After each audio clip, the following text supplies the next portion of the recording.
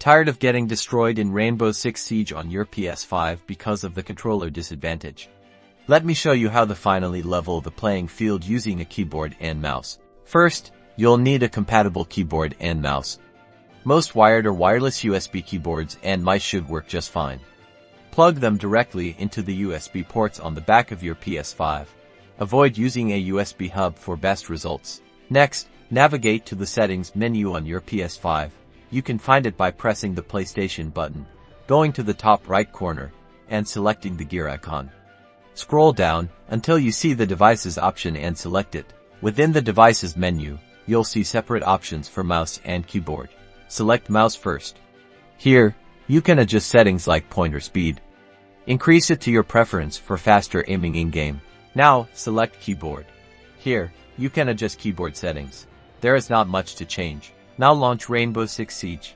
Once you're in the game, the keyboard and mouse controls should automatically be active. You might need to adjust your in-game sensitivity settings to find what works best for you. Jump into a training match to test everything out. And that's it. You're now ready to dominate Rainbow Six Siege on your PS5 with the precision of a keyboard and mouse. Go get those wins.